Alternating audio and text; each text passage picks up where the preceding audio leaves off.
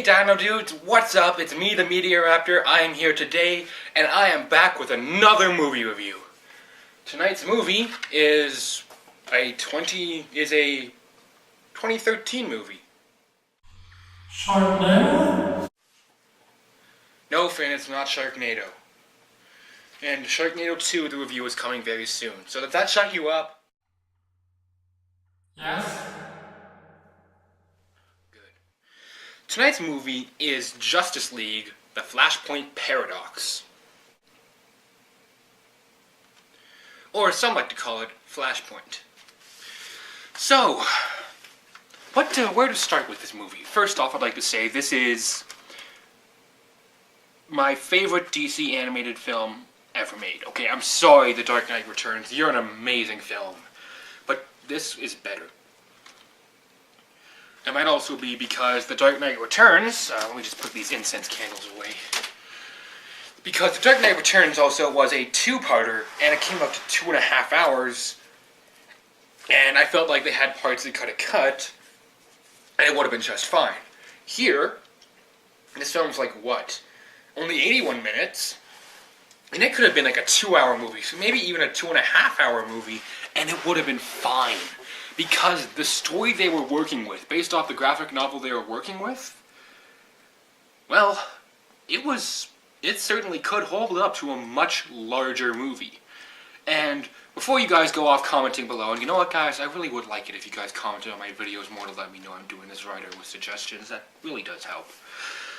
Before anyone comments this, I am going to say, I know that all the characters that appear in this, I'm not sure about the Flash, but I'll cover that in a minute, also appear in the DC Comics Earth 2 New 52 timeline, or comic series. And I haven't had time to pick some of them up, but I've been meaning to for a long time, because, well, the characters here are amazing. Should probably start with the story, though. I'm going to give you kind of a small synopsis, so spoilers might be here. Okay, I don't know yet. I never film these things scripted aside from what I'm going to say to Finn. Shut up, Finn. Oh man, he is so annoying. Anyhow, so our story starts off normally with the Flash. And the Flash, he's just kind of kicking around, doing his normal flashy thing when there's a break-in at the Flash Museum. Now, this comes to one of my few complaints about this movie. Why does the Flash have a museum? That seems just kind of egotistical to me. And Professor Zoom, who's like the guy who set up the whole break-in, and I will talk about this in a second, he does actually comment on how it's pretty egotistical. Anyhow, so Mirror Master, Captain Cold, Boomerang, and Tops, they all come in and try and take down the Flash. Only for them to find out that, well, Zoom kind of screwed them over. And he plans to destroy he plans to destroy Central City, everything within a 100 block radius. Anyhow, so the Justice League show up, they manage to disarm the bombs, Flash even manages to destroy his, and Zoom gets sent off to Star Labs. Now you may think, oh, okay, well our movie's over, that was pretty simple, why do they call it Flashpoint Paradox, and why does Batman use a gun? So okay. Let me get my stuff together. Finn, I'm gonna break your other arm off if you don't shut up right now. Anyhow, so the Flash, he goes off running, and he begins to think about how he couldn't save his mom. Anyhow, he goes to sleep, wakes up the next day, and apparently, everything has changed. And he is no longer the Flash, but his mother is alive. And so that's the main beginning of it. And how does that affect everyone else? Well, Batman is not Bruce Wayne, he's Thomas Wayne. Bruce Wayne was the one who was killed that night, and Martha Wayne actually is the Joker. In fact, they kind of show a brief clip of how the Joker got like the grin thing, and how she did. It's kind of disturbing, actually. Aquaman and Wonder Woman, well, they're actually at war. The Amazonians, they took over, I believe it was, the United Kingdom, I think? And Aquaman, he killed like 10 million people in England, and they used to work together until he started banging Wonder Woman and his wife, I forget her name, like Miria, I think. She tried to kill Wonder Woman, but Wonder Woman killed her, and that set the two of them off into a war. And now Aquaman is threatening the world with this thing that'll destroy the entire planet.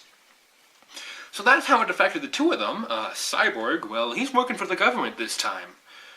And as for Superman, well, imagine what would happen if he didn't crash into the Clark's Field.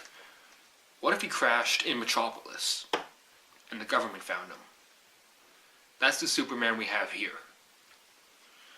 And as for Green Lantern, he's not Green Lantern. Hal Jordan is in this movie for a few minutes, and I mean not just a few minutes, but he is not the Green Lantern. In fact, we actually see Abin Sur, who is dead, because they were still following that part about how the ship came to Earth when it crashed, blah blah blah.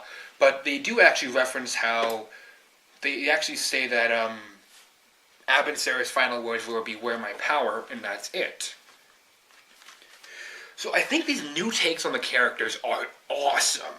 And like Shazam, he's not a man, he's just 5 kids, and when they say Shazam together, they become Shazam, blah, blah, blah.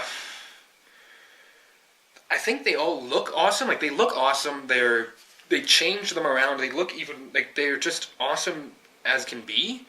And I love Batman the best, though, even though a lot of people complained about this, because he does the one thing that Batman swore he would never do. He uses guns. I am not kidding you. He uses guns all the time. So our story and characters is amazing, and I did talk about how I feel like the story's a bit short, okay? I'm just gonna come out and say it. I feel like the story's a bit short, and this movie would be amazing if they gave it more time to stretch out. Anyhow, I'm not here to talk about that. Let's see, what else did it talk about?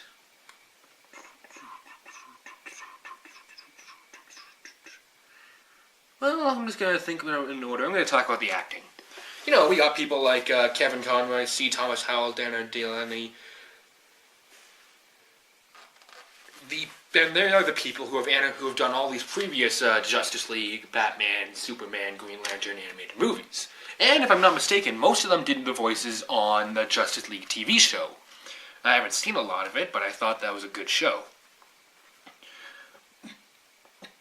There are a few lines, though, I think maybe they were a little bit weak, but I only noticed them because I was watching it for the sake of reviewing it to try and find things wrong with it. But to be honest, there wasn't a whole lot wrong with it.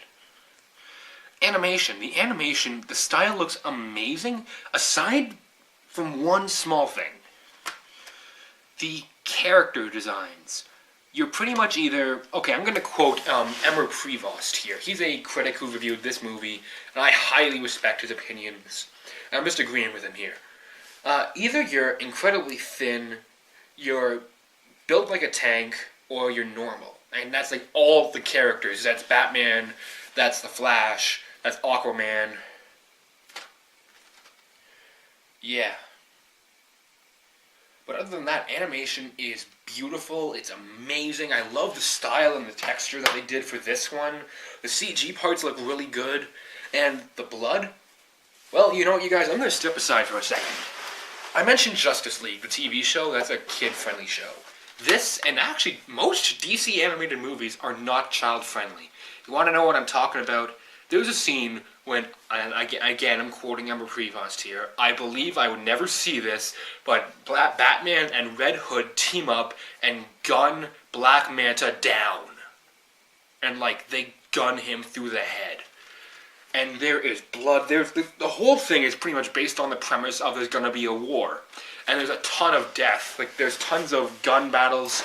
Heck, Superman reduces people to ash with his heat vision. Like, he's just flying around killing everybody. And well, the big climax is Zoom, or I can't remember his real name. It was really stupid. Hang on. Whatever. He gets shot through the head, literally through the back of the head by Batman. And then the camera literally goes in through the bullet hole, and you can see parts of his brain, and you can see inside his head, and then it comes out the other side. You guys, this thing is darker than The Dark Knight Returns. This thing is darker than The Dark Knight and The Dark Knight Rises. And remember when I reviewed The Dark Knight Returns and I said this was not for kids? That thing at least was rated PG-13. This thing is rated PG in Canada. So, yeah, MPAA, I got a question for you. What qualifies for a higher rating? Because this thing, we had swearing, we had nudity and sex, not a lot, but it was still there and it was implied heavily. We had countless bodies. We had Wonder Woman snap a man's neck by hanging him by her lasso of truth.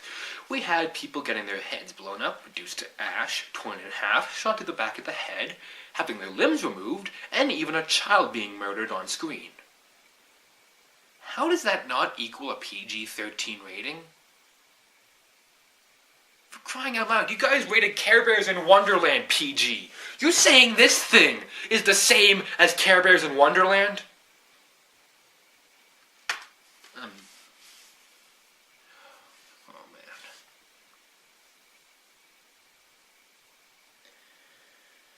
man. I'm sorry, you guys. I just had to get that out. But the music, music is there. It's good. It's your normal like DC animated score. It's nothing huge, but it's still fun. It's still nice. Oh yeah, Blu-ray quality. The quality of the film is incredible, like I will give it that.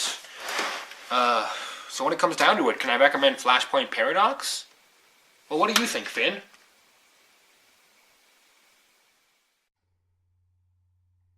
No? Well, you're wrong. I can totally recommend this movie. You guys, this movie scores a very solid 4 raptor claws. 4 claws. And that is not because I love Justice League. It's not because I love The Flash. It's because it is that good. You guys, if you have not seen this movie and you're a fan of Justice League or DC Comics, I am telling you, go out right now. Go onto Instagram and ask somebody if they have the Ultraviolet code. Heck, I have it. I traded it online because I don't use Ultraviolet. But still, like, you guys have to get this. It is absolutely amazing.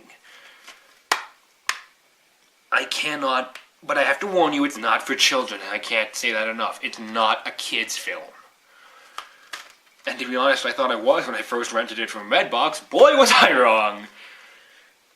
And the worst part was I did it for a school project when we had to review a children's film and try and see why it was a kid's movie and Redbox had rated a G. Look, that's another story for another day. But totally, you guys, go watch Justice League Flashpoint Paradox. It is worth your time. As for me, I think actually this has episodes of Justice League on it.